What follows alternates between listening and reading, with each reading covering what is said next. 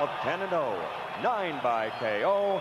Ladies and gentlemen, the pride of East LA, the Golden Boy, Oskar De La Hojya.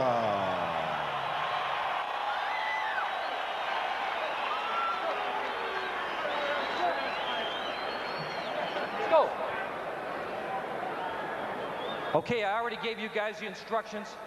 I expect a clean fight. Protect yourselves at all times. Shake hands. Good luck to both of you. Oskar De La Hojya knows how to work a room, doesn't he? Narciso Valenzuela, meanwhile, and what he brings to this dance, as we said, is experience. That's his only chance, to be honest. Oskar De La Hojya, meanwhile, the Golden Boy, and aptly named.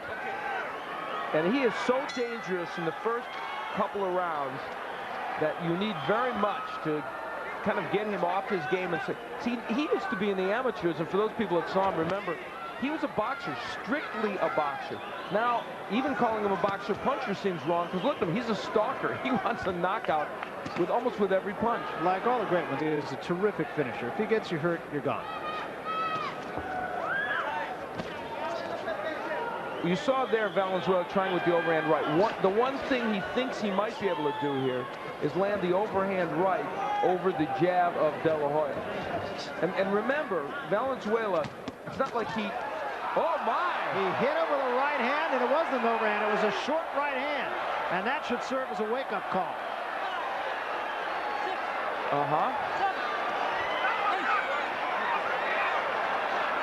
There's a first.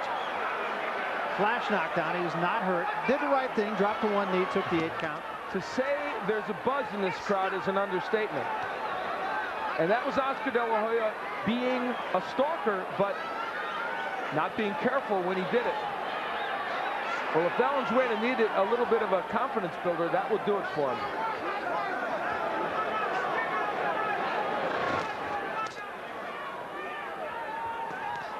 I don't believe that De La Hojya was hurt at all by that. No, but he got stunned for a moment. There's a hand from De La Hojya. Now Valenzuela is down.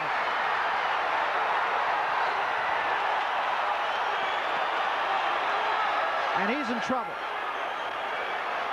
De La Hojya looked at his corner and shook his head like, yeah, I'll get him now. And I think his corner is right. Valenzuela's got a long way to go in this round, and he's not on steady legs. Oh, nice counter right by Valenzuela, though. But he takes a left hand in return, and he's still unsteady. Well, he doesn't want a war like this with De La Hojya. Maybe it hurt him to knock De La Hojya down. Wow. No 3 knockdown rule in effect. Maybe it won't matter. De La Hojya just clowning for the cameraman at ringside. I don't think he's going to make it. It's over. What's interesting?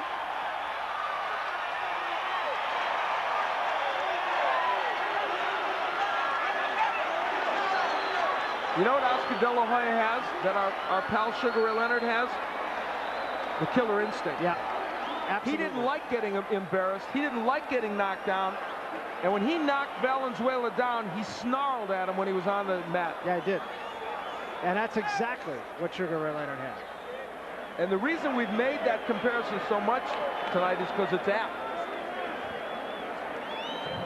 Well, you're not going to find too many junior lightweights with the power of this man. Interestingly enough, maybe the only other one that has it is Genaro Hernandez. You know, the other thing that really impressed me about Oskar De La Hojya is here's a guy who I'm sure has never thought in his life about being knocked down, and yet when he got knocked down, he knew exactly what to do. He sat on one knee till the count of 8 happened and got up and said, I'm going to take the most out of this. I mean, you're right. That was an extraordinary point because he's not a guy that expects to get knocked down ever. What a finisher. Let's take a look at the whole thing here. Here's how it started. Valenzuela caught him coming in with either a right hand or a hook. It was a right hand, yes. I talked about the right hand over the left. Valenzuela, and you know, that was a very good punch. Even a left hand in front of it wasn't a bad punch. No. And now you'll see, he says, okay, wait, now I'm going to take a rest here. Let's get myself collected. He's thinking about things, getting himself collected, and boy, did he ever. landed a super straight right hand. Let's look at the combinations. That's 3 straight huge punches. And that was where the referee was trying to push him away. Oscar was looking down, checking out his opponent. There's the first knockdown by Valenzuela. And then now let's take a look at the way the fight ended.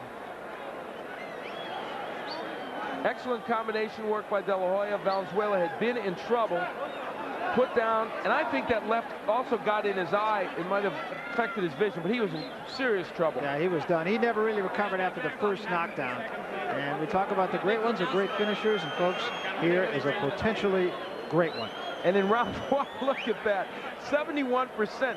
And one of those 6 was a pretty hard punch by Valenzuela, but De La Hoya came back, and I'd say he was fairly accurate. Yeah, I would say so, and that's been the hallmark of his young career so far. So he is looking at a championship in the very foreseeable future, and he really did a dance on a very experienced fighter tonight. It was quick, but it was exciting, and the Valenzuela gave us a little extra excitement. All right, let's make it official now with Michael Buffer. Here's Michael. Ladies and gentlemen, referee Bobby Ferreira reaches the count of 10. The official time, 2 minutes, 25 seconds of the very first round. Coming off the canvas to win by knockout victory, the Golden Boy, Oskar De La Hoya.